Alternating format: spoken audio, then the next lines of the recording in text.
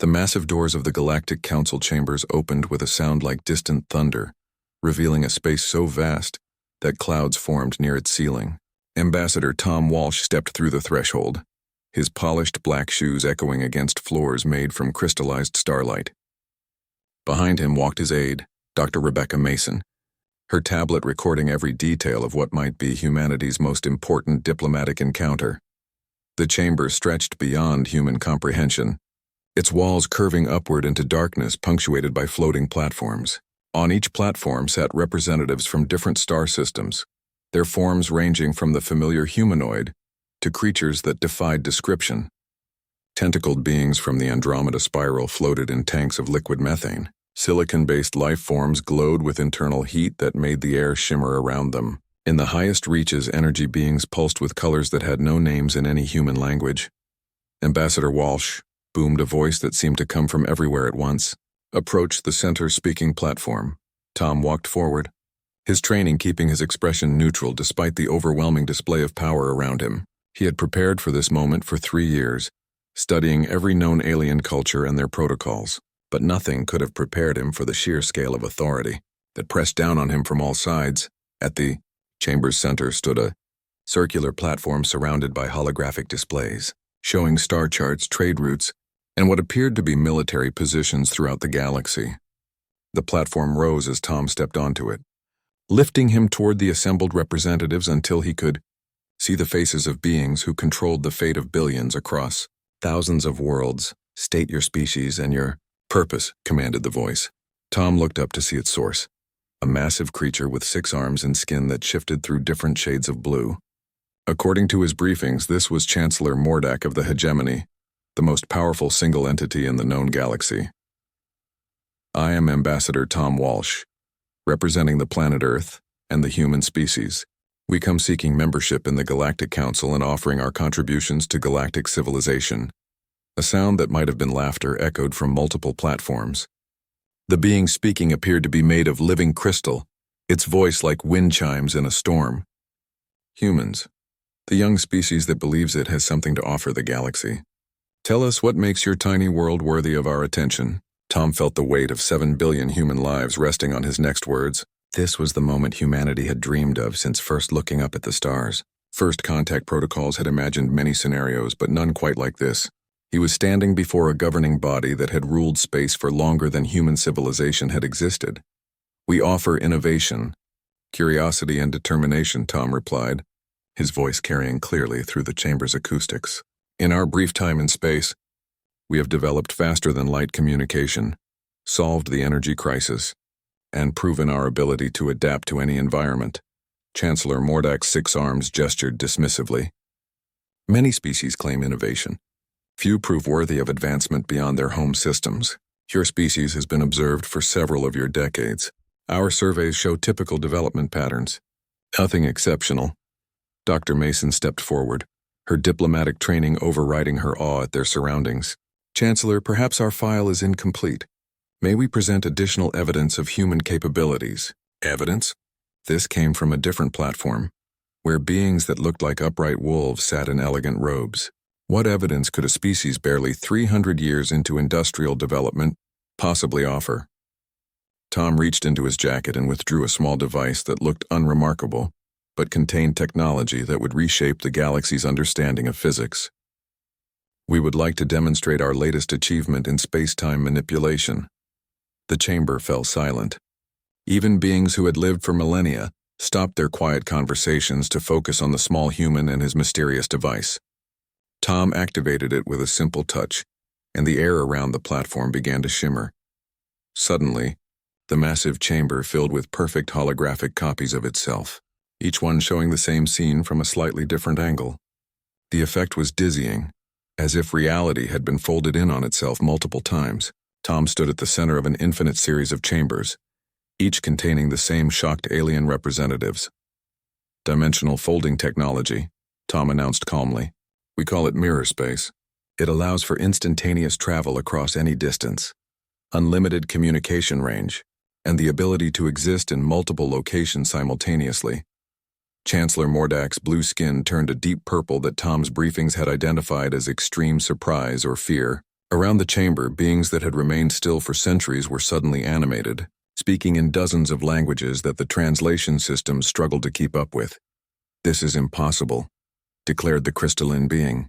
"Our physicists proved dimensional folding was theoretically impossible over 1,000,000 years ago." Tom smiled, and for the first time since entering the chamber, he felt truly confident. Human physicists proved it was theoretically possible 6 months ago. "We built the first working prototype last week." The implications rippled through the chamber like a shockwave. A species that had been dismissed as primitive had just demonstrated technology that surpassed anything in the Council's arsenal. The careful balance of power that had maintained galactic stability for millennia had just shifted dramatically. Dr. Mason stepped closer to Tom, her voice barely a whisper. "Tom, look at the military platforms. They're powering up weapons." Tom followed her gaze to see that several platforms now glowed with energy signatures his briefings had identified as hostile. The beings on those platforms were no longer looking at him with curiosity or dismissal. They were looking at him with fear, and fear made even the most civilized species dangerous. "Ambassador Walsh," Chancellor Mordak's voice had lost all pretense of diplomatic courtesy. "You will surrender the specifications for this technology immediately. Such power cannot be allowed to exist outside Council oversight." "I'm afraid that's not possible," Tom replied, his hand moving to deactivate the device. The multiple chambers collapsed back into one, but the tension in the air remained thick enough to cut. "Human law forbids sharing military technology with foreign powers until formal treaties are established." Military technology. The wolf-like beings were on their feet now, their elegant robes unable to hide the predatory way they moved. "You dare bring weapons into the sacred chambers of the Council?" Tom's training kicked in and he straightened to his full height. When he spoke, his voice carried the authority of every human who had ever stood up to a larger force. "This is not a weapon. It's a tool for exploration and communication. The fact that you immediately assumed it was military technology says more about the Council than it does about humanity." The chamber erupted into chaos. Dozens of species began arguing in their native languages, while others activated communication devices to contact their homeworlds. In the confusion, Tom noticed something his briefings had not prepared him for. Several platforms contained beings who looked almost human, and they were watching the proceedings with expressions that seemed more hopeful than fearful. Chancellor Mordak raised all 6 arms, and the chamber fell silent again. "The Council will recess to consider this development. Ambassador Walsh, you and your aide will remain as our guests while we determine how to proceed." Tom felt a chill run down his spine. In diplomatic language, those guests often meant prisoners, but he had known this moment might come. Human intelligence had suspected that the Galactic Council maintained power through technological suppression, keeping younger species dependent on older ones. By demonstrating humanity's capability for independent development, he had just threatened the foundation of their authority. "We appreciate the Council's hospitality," Tom replied carefully, "but we have scheduled communications with Earth in 6 hours. Our failure to report in will be noticed." "I'm sure it will," Chancellor Mordak said, and there was no warmth in his voice at all. As guards began moving toward the platform, Tom activated a hidden communication device in his jacket. It would send a brief pulse to Earth, hopefully enough to warn them that the diplomatic mission had taken an unexpected turn. He had volunteered for this mission knowing it might be a one-way trip, but he had also known that humanity needed to take this step into the larger galaxy. The last thing he transmitted before the guards reached him was a simple message: "Council fears human advancement. Prepare for trouble." As energy shackles materialized around his wrists, Tom Walsh looked up at the assembled representatives of galactic civilization and wondered if he had just started humanity's first interstellar war or prevented one. Either way, there was no going back now. Earth would have to face whatever came next with the knowledge that they were not welcome among the stars as equals, but feared as potential threats to an order that had stood for millions of years. The chamber doors closed behind him with the same thunderous sound they had opened with, but this time Tom knew he might never hear them open again. The emergency session convened in the depths of the Cheyenne Mountain Complex, where Earth's most classified operations took place far from public view. President Angela Rivera stood at the head of a table surrounded by monitors, showing real-time feeds from across the solar system. The room buzzed with tension as military leaders and intelligence officials processed the worst news in human history. Confirmation just came through our deep space listening posts, announced Director Kevin Park of the Strategic Intelligence Division. Ambassador Walsh and Dr. Mason were executed by neural disruptor at 14:30 Universal Time. The Galactic Council broadcast the execution across their communication network as a warning to other species. The room fell silent except for the hum of computers processing data from 100 different sources. President Rivera stared at the star chart on the main screen, her jaw clenched with barely controlled fury. Tom Walsh had been her personal choice for the ambassadorial position, a man she had known since their days at the Naval Academy. General Patricia Stone, chairman of the Joint Chiefs, spoke first. "Ma'am, we're receiving intelligence reports that suggest this was planned before Walsh ever entered the chamber. The Council used the demonstration of mirror space technology as justification, but our sources indicate they made the decision to eliminate him the moment he arrived." "Sources?" Rivera asked. "The Tal Nash," Stone replied. "One of the humanoid species in the Council. They've been secretly communicating with our intelligence operatives for the past 2 years. According to their representative, the Council views humanity as what they call a Category 5 emergence threat." Dr. Sarah Kim, head of the Xenoarchaeology Department, activated a holographic display showing ancient alien artifacts. "This explains something we've been puzzling over for months. We've found evidence of at least 12 previous species that developed faster than light technology, independently of the Council. All of them vanished from the historical record within decades of their first contact." The implications hit the room like a physical blow. President Rivera turned to Admiral Marcus Reed, head of the Navy's Special Projects Division. "Admiral, what's the status of the Prometheus fleet?" "Fully operational and currently positioned beyond Neptune's orbit," Reed replied. "All 48 vessels are running silent and invisible to Council sensors. They're waiting for your orders." Rivera nodded grimly. For 20 years, humanity had been preparing for this possibility. The Prometheus fleet represented technology that officially didn't exist. Built in secret using resources from asteroid mining operations and powered by fusion reactors that had been disguised as deep space research stations. Director Park, "Show them the real reason Walsh was killed." Park activated another display showing the dimensional folding device Tom had demonstrated to the Council, but this version revealed technical specifications that made it clear the device was far more advanced than it had appeared. The mirror space technology Walsh showed them was actually a severely limited version, Park explained. The real technology allows for instantaneous travel between any 2 points in the universe, regardless of distance. More importantly, it allows for temporal displacement. General Stone leaned forward. "Time travel?" "Limited, but yes. We can send messages and small objects backward or forward in time by up to 72 hours. The Council's physicists probably realized this within minutes of seeing the demonstration.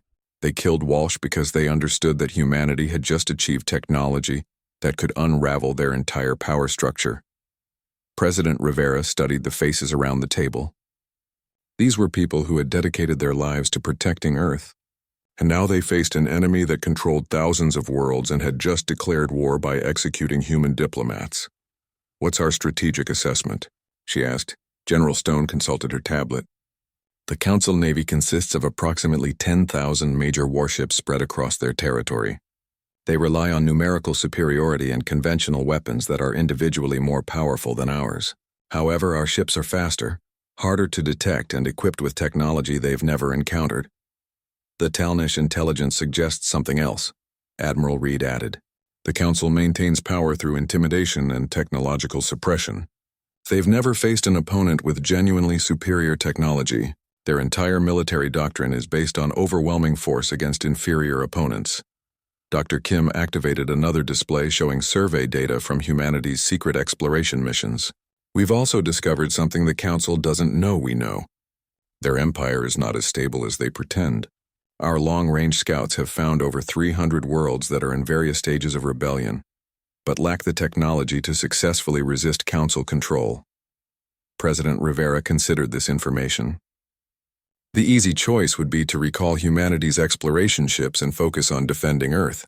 But Tom Walsh had died to deliver a message about humanity's capabilities, and his sacrifice demanded a response that would honor his memory. Admiral Reed, prepare Operation Lighthouse for immediate implementation. Reed's eyes widened. Operation Lighthouse was the most ambitious military plan in human history, designed to cripple the Council's ability to maintain control over their vast territory.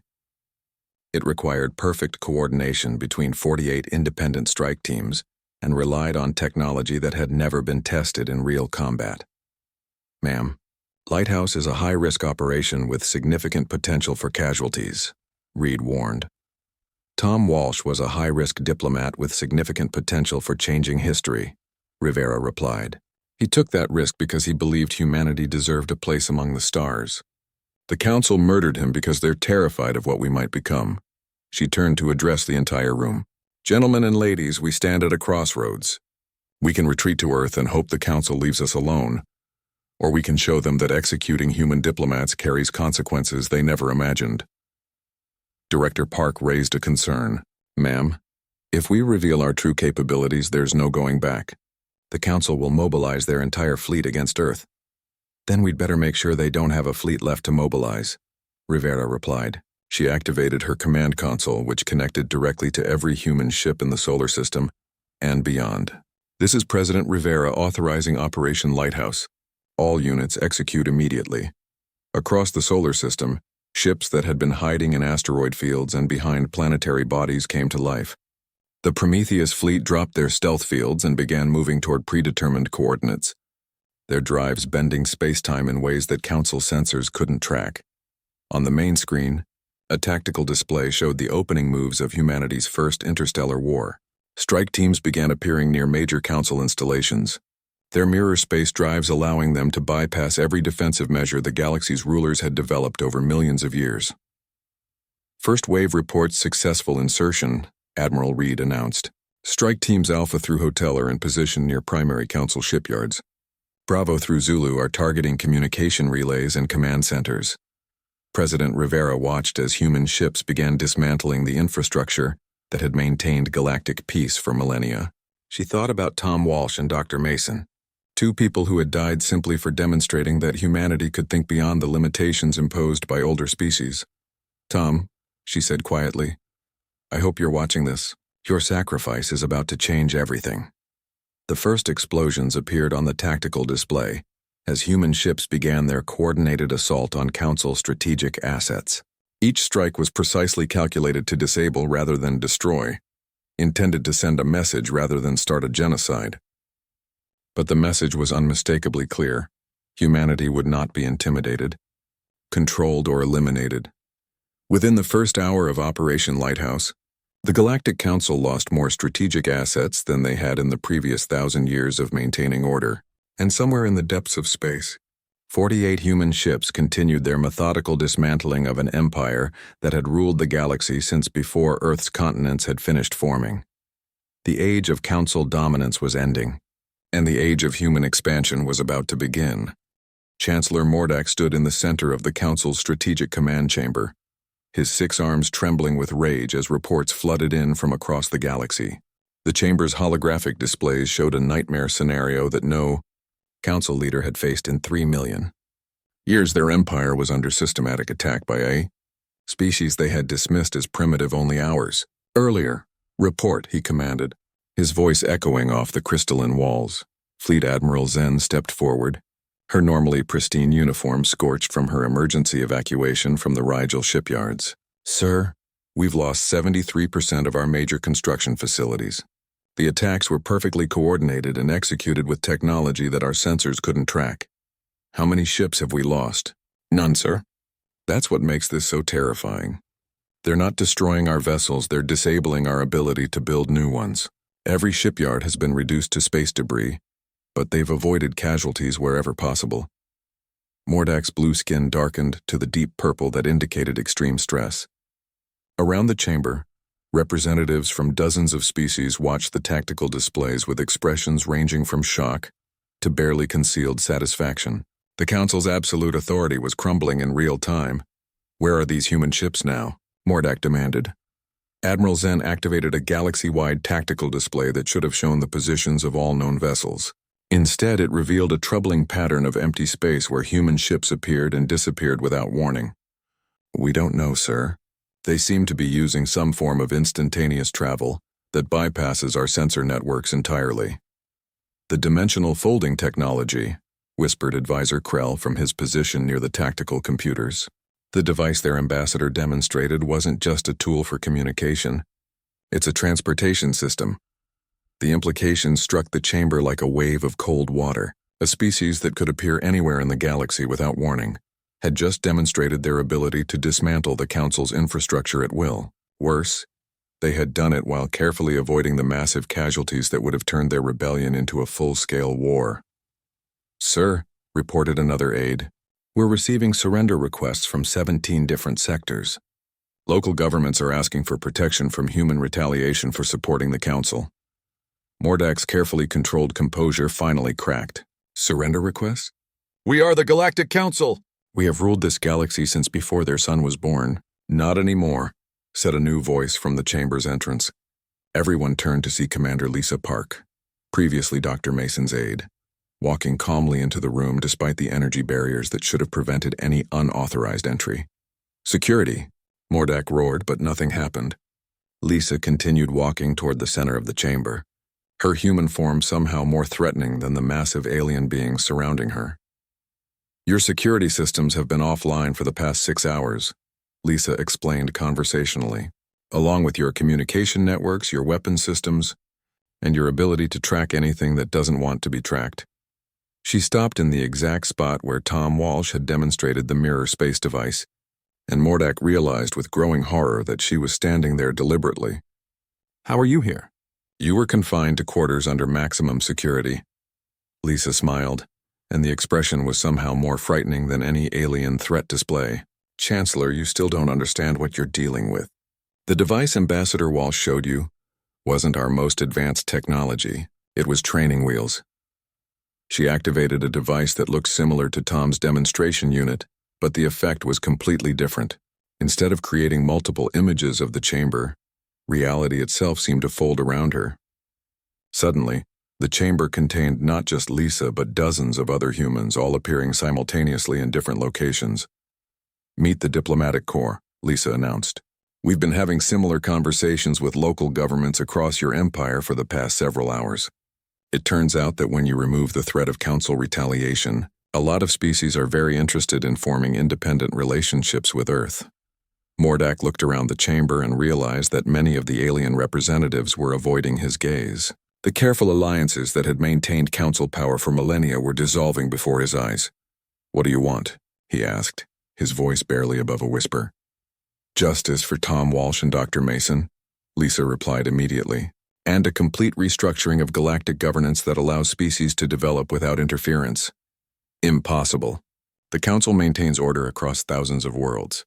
Without our authority, there would be chaos. Lisa activated her device again, and the chamber's displays changed to show real-time feeds from across the galaxy. Instead of chaos, they showed something that made Mordak's blood run cold. Orderly transitions of power as local governments declared independence from Council authority, while simultaneously signing mutual defense pacts with Earth. It seems your subjects were more ready for independence than you realized, Lisa observed. 47 species have already requested Earth's assistance in establishing their own governments. 12 others have asked for our help in defending against Council retaliation. Admiral Zen stepped forward desperately. You cannot seriously believe that a species barely out of its home system can govern a galaxy. We're not interested in governing a galaxy, Lisa replied. We're interested in making sure no one else does either. The age of galactic empires is over. She gestured to the humans who had appeared throughout the chamber. Each of these diplomatic teams represents a different approach to interstellar relations. Trade partnerships, defense agreements, technology sharing, cultural exchange. All voluntary, all negotiated between equals. Mordak felt the foundations of his worldview crumbling. The younger species need guidance. Without the Council's wisdom, they will destroy themselves with technologies they don't understand. The way you guided us? Lisa's voice carried a sharp edge. By murdering our diplomats when they proved too capable? By suppressing technological development to maintain your monopoly on advanced weapons? The chamber fell silent as the weight of centuries of council policy was laid bare. Around the room, representatives from species that had been held in technological stagnation for millennia began to stir with something that looked like hope. "We know about the purges," Lisa continued, "the 12 species that developed faster than light travel independently. The 300 worlds currently in rebellion that you've been suppressing with threats of orbital bombardment. The scientific research you've classified as forbidden to prevent other species from surpassing you." She activated a final display that showed the scope of human intelligence gathering. Star charts marked with the locations of hidden council weapons, records of suppressed scientific discoveries, and evidence of systematic oppression that had maintained artificial stability for millions of years. "We've been watching you for longer than you know," Lisa revealed. "Tom Walsh wasn't our first contact with the galaxy. He was our final test to see if peaceful coexistence was possible." Mordak realized with growing terror that humanity had been playing a much deeper game than anyone suspected. "How long have you been infiltrating our territory?" "Long enough to know that the galaxy will be better off without the Council's version of order," Lisa replied. "The question now is whether you're going to adapt to the new reality or try to fight a war you can't win." As if summoned by her words, the chamber's displays lit up with reports of Council fleets across the galaxy, standing down rather than engaging with human forces they couldn't track or target. The empire that had lasted for 3 million years was dissolving not through conquest, but through the simple realization that resistance was futile. Lisa looked directly at Chancellor Mordak, and her expression softened slightly. "We're not monsters, Chancellor. We're offering you and your people a place in the new galactic community, but it will be as equals, not rulers." Mordak stared at this human who had just dismantled his civilization with words and technology he couldn't comprehend. For the first time in his millennium-long life, he understood what it felt like to be powerless. "What guarantees do we have that humans won't become the next galactic empire?"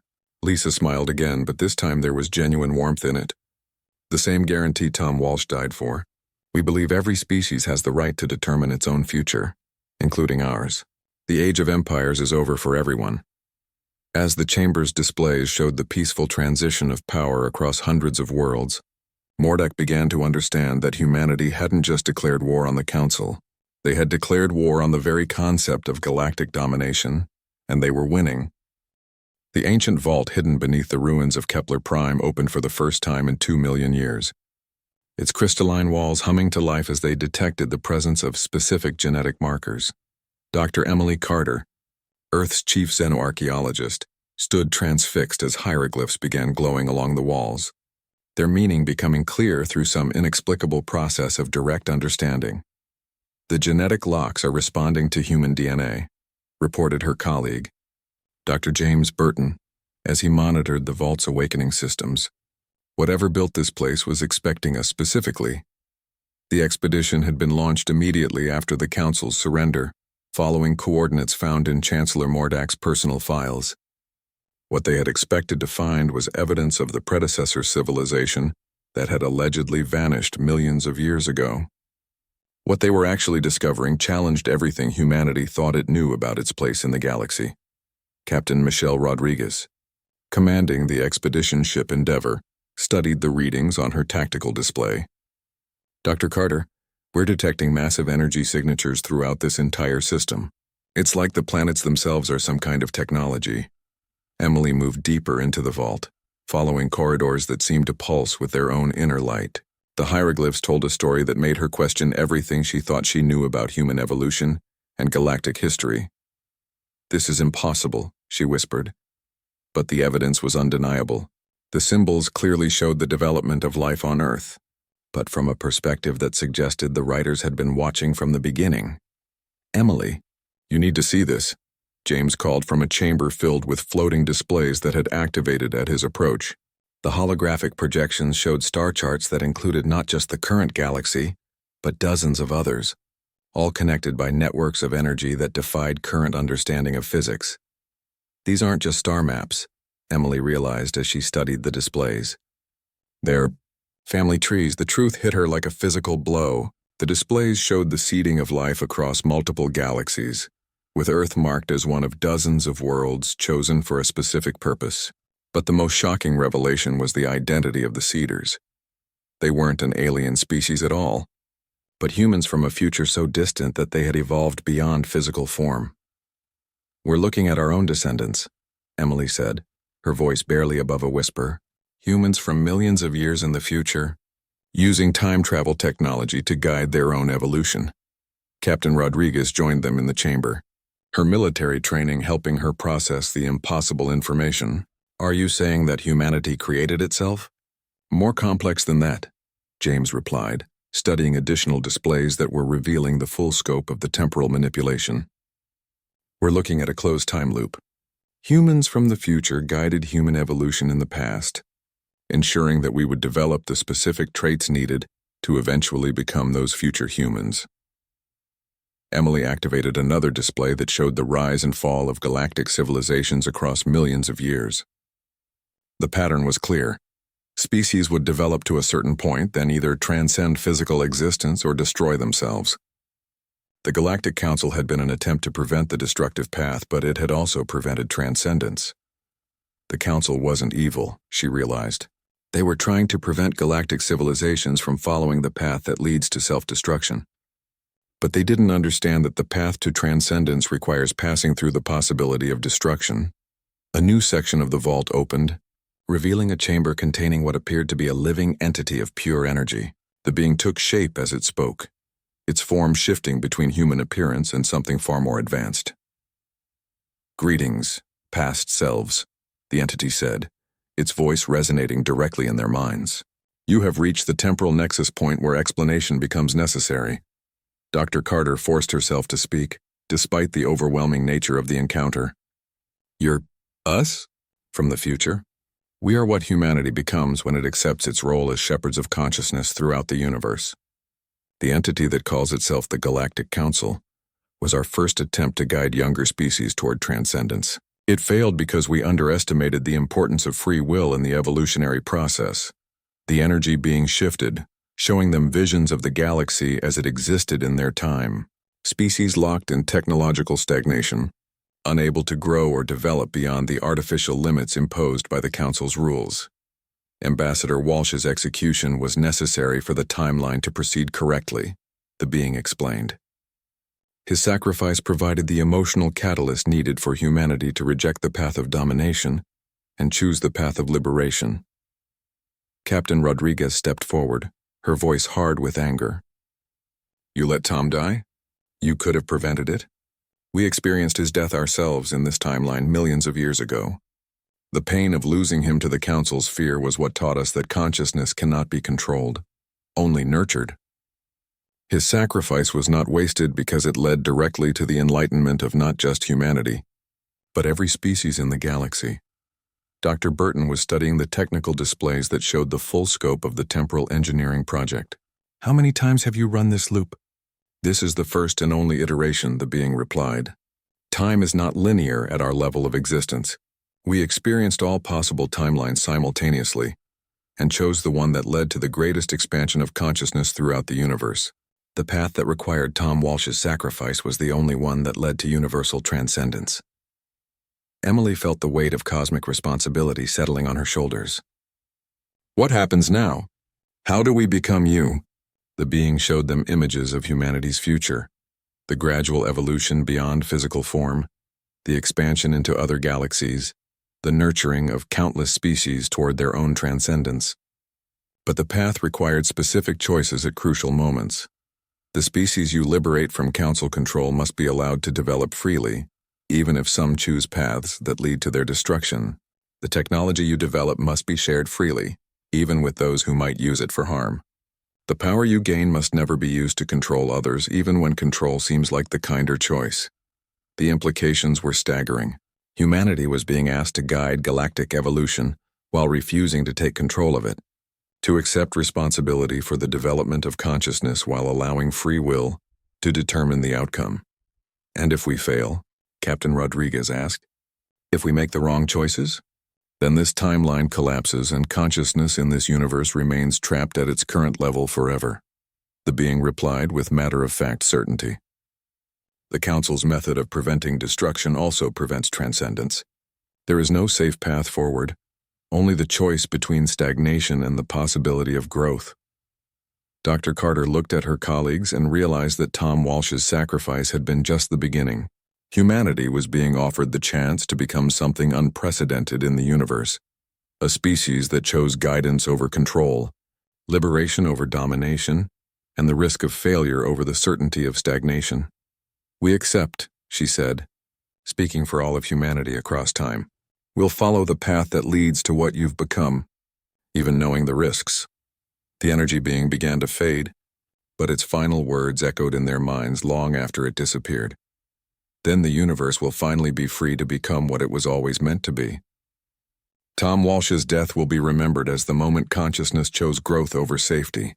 As the ancient vault sealed itself behind them, the three humans carried with them the knowledge that would reshape not just human civilization, but the future of every thinking being in the galaxy. The war with the Council had been just the first step in a journey that would ultimately lead to the transcendence of consciousness itself. But first, they had to make choices that would honor the sacrifice of a diplomat who died believing in humanity's potential for greatness. 5 years after the execution of Ambassador Tom Walsh, the galaxy had transformed beyond recognition. The Great Assembly Hall on New Geneva Station floated in neutral space, its crystalline structure designed by a collaborative effort between human engineers and artists from 47 different species. President Angela Rivera stood at the central podium, looking out at representatives from over 300 civilizations that had once been subjects of the Galactic Council. "Today marks the 5th anniversary of the Galactic Liberation," Rivera announced. Her words translated instantly into hundreds of languages and communication methods. 5 years ago, the execution of Ambassador Tom Walsh and Dr. Rebecca Mason sparked a revolution that freed not just our species, but every species in the galaxy from the tyranny of enforced stagnation. In the audience, former Chancellor Mordak sat alongside representatives from the dozen surviving council species. His blue skin had faded to a lighter shade that indicated acceptance and peace, a remarkable transformation from the tyrant who had once ruled through fear. Beside him sat Commander Lisa Park, now serving as Earth's ambassador to the Galactic Assembly, her presence a reminder of how far they had all come. "The discoveries on Kepler Prime have changed our understanding of consciousness, time, and our purpose in the universe," Rivera continued. "We now know that every species has the potential for transcendence, but only when they are free to choose their own path forward." The holographic displays around the chamber showed the remarkable progress that had occurred since the Council's fall. Former client species had developed technologies that surpassed anything in the old empire. Trade networks based on mutual benefit rather than exploitation connected civilizations across thousands of light years. Most remarkably, 14 different species had achieved breakthrough discoveries in consciousness transfer, bringing them closer to the transcendent state that humanity's future selves had achieved. Dr. Emily Carter, now director of the Galactic Consciousness Project, activated a display showing the network of ancient vaults that had been discovered throughout the galaxy. The predecessor sites continued to provide guidance for those ready to receive it. Each species that approaches transcendence unlocks new levels of understanding, creating a cascade effect that accelerates the development of all consciousness in the galaxy. The technical achievements were staggering. The Talnash had developed biointegration technology that allowed organic and artificial intelligence to merge. The crystalline Zephyrians had learned to manipulate matter at the quantum level, creating materials that existed in multiple dimensions simultaneously. Most impressive of all, the former warrior species Corvani had discovered how to convert destructive impulses into creative energy, effectively eliminating war from their civilization. "But our greatest achievement," Rivera announced, "has been learning to guide without controlling, to help without dominating, and to lead by example rather than force." Former Chancellor Mordak rose from his seat, his forearms gesturing in the traditional council sign for requesting permission to speak. Rivera nodded, and the former tyrant approached the podium with dignity that had been earned through 5 years of working to undo the damage his empire had caused. "President Rivera, fellow beings of the galaxy," Mordak began, his voice carrying none of the arrogance that had once defined him. 5 years ago, I ordered the execution of 2 innocent humans because I feared what their species might become. I believed that maintaining order through control was preferable to allowing the chaos that freedom might bring."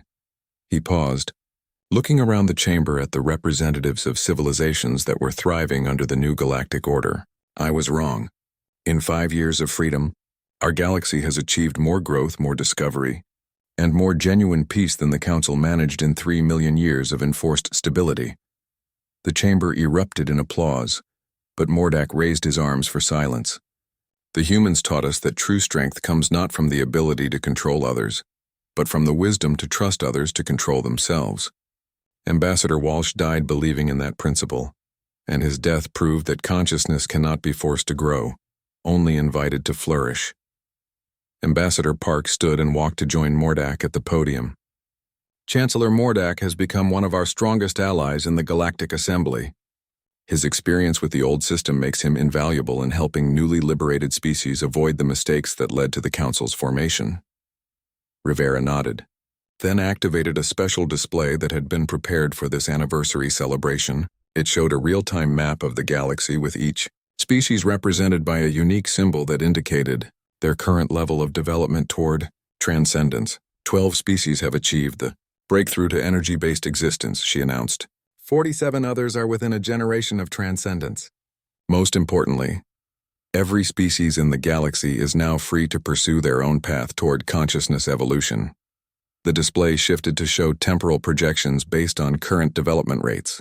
According to the calculations, the entire galaxy would achieve transcendence within 1,000 years, with some species reaching that goal much sooner. Dr. Carter approached the podium with news that she had been authorized to share for the first time.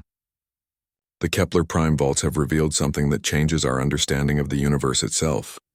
Our galaxy is not unique. The energy beings that we call our future selves have identified hundreds of other galaxies where similar liberation processes are occurring. The implications sent a wave of excitement through the chamber. They were not just participants in galactic evolution, but part of a universal transformation that spanned multiple galaxies and eons of time. The universe itself is evolving toward consciousness, Carter explained. Every species that achieves transcendence contributes to this universal awakening.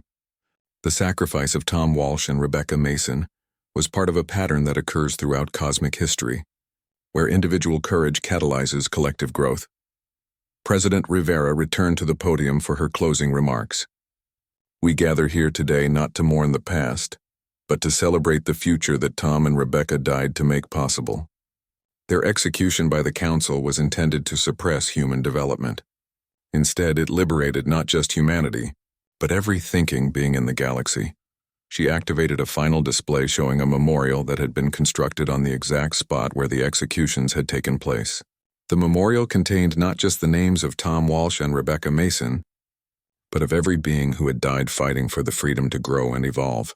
Today, we announce the completion of the Walsh Institute for Consciousness Development, which will provide resources and guidance to any species seeking to accelerate their evolutionary path.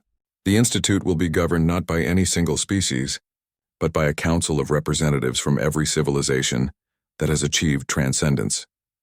As the assembly erupted in celebration, Ambassador Park thought about the message that Tom Walsh had transmitted in his final moments. Council fears human advancement. Prepare for trouble. He had been warning Earth about immediate danger, but he had also been predicting the galactic transformation that would follow. The trouble had come, but it had taken the form of rapid, positive change that challenged every assumption about how civilizations should develop. The fear that had driven the Council to murder innocent diplomats had ultimately led to their own enlightenment and the liberation of every species they had oppressed.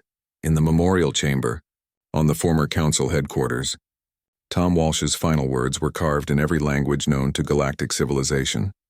Consciousness cannot be controlled, only invited to flourish. Below that inscription, another had been added in the universal script developed since the liberation. The universe remembers its children, and the universe does not forgive those who would chain the growth of consciousness. As the representatives of 300 civilizations returned to their home worlds to continue their journey toward transcendence, they carried with them the knowledge that freedom was not just a political condition, but a cosmic necessity. The execution of 2 human diplomats had sparked a transformation that would ultimately free consciousness itself from the limitations of physical existence. Tom Walsh and Rebecca Mason had died believing in humanity's potential for greatness. Their sacrifice had proven that consciousness, when free to grow, would always choose transcendence over stagnation, growth over safety, and the infinite possibility of the future over the limited certainty of the past. The galaxy was finally free to become what it was always meant to be.